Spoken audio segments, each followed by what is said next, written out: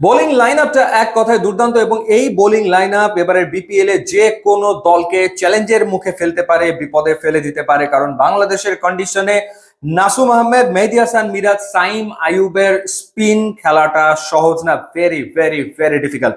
So এই 12 ওভারে আসলে সিলেট টাইটান্স বাজিমাত করে ফেলতে পারে। স্পিন ডিপার্টমেন্টের পাশাপাশি যদি আমরা ফাস্ট বোলিং ডিপার্টমেন্ট নিয়ে কথা বলি, সেখানে মোহাম্মদ আমিরের মতো একজন এক্সপিরিয়েন্স ফাস্ট বোলার রয়েছেন এবং তার সাথে যোগ দিচ্ছেন আরো দুজন লোকাল স্টার, খালেদ আহমেদ এবং একই সাথে এবাদত, যিনি ইনজুরি কাটিয়ে আবারও ফিট হয়েছেন এবং পারফর্ম করতে নিশ্চয়ই তিনি মুখে রয়েছেন। সো বোলিং ডিপার্টমেন্ট এক কথায় ফ্যান্টাস্টিক। ব্যাটিং এর কথা যদি বলি, হ্যাঁ ওরকম বোলিং ডিপার্টমেন্টের মতো হয়তো শক্তিশালী না, বাট ফেলে দেওয়ার মতো না। সেখানে পারভেজ হোসেন ইমন রয়েছেন, ন্যাশনাল টিমের ক্রিকেটার। পারভেজ হোসেন ইমনের পাশাপাশি আফিফ হোসেন ধ্রুবকে দলটা পিক করেছে। টপ অর্ডারে সাইম আইয়ুব তিনি থাকছেন, এর সাথে রনি তালুকদার থাকবেন এবং থাকবেন জাকির হাসান এবং অ্যারন জোন্স। সো এই ব্যাটিং লাইন আপ হয়তো আপনার কাছে number one batting line up of BPL মনে হবে না, কিন্তু এই ব্যাটিং লাইন আপ ম্যাচ জেতার জন্য যথেষ্ট কার্যকর হয়ে উঠতে পারে।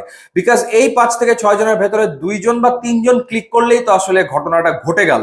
এর ভেতরে যদি তারা ফর্মে থাকে, সাপোজ পারভেজ হোসেন ইমন যদি একটা ভালো বিপিএল কাটায়, বা আফিফ হোসেন ধ্রুব যদি তার সেরা ফর্মে এই বিপিএলটা খেলতে পারে, বা জাকির হাসান বা রনি তালুকদার, তাহলে আসলে কথাই নেই। এর সাথে কিছু ইয়াং ক্রিকেটারদেরকেও দলে নিয়েছে সিলেট টাইটান্স। সেখানে রয়েছেন আরিফুল ইসলামের মতো ক্রিকেটার, আন্ডার 19 থেকে উঠে আসা, তাকে 26 লাখ টাকা খরচ করে নিয়েছে।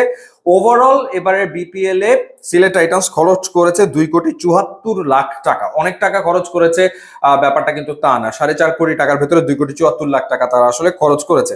নাসুম আহমেদ, মেহেদী হাসান মিরাজ, সাইম আইয়ুব এবং মোহাম্মদ আমির তাদের ডিরেক্ট সাইন। এরপর তারা এ এবং বি ক্যাটাগরি থেকে নিয়েছে পারভেজ হোসেনকে 35 লাখ টাকায়, খালেদ আহমেদকে তারা সবচেয়ে বেশি টাকা খরচ করে নিয়েছে 47 লাখ, আফিফ হোসেন ধ্রুবকে নিয়েছে 22 লাখে, রনি তালুকদারকে 22 লাখে, জাকির হাসানকে 22 লাখে, রুয়েল মিয়াকে নিয়েছে 23 লাখে। সুতরাং ফাস্ট বোলিং ডিপার্টমেন্টে আরো একটা অপশন তাদের রয়েছে, রুয়েল মিয়া। ডোমেস্টিক সার্কিটে রুয়েল মিয়া দারুণ পারফর্ম করে থাকেন।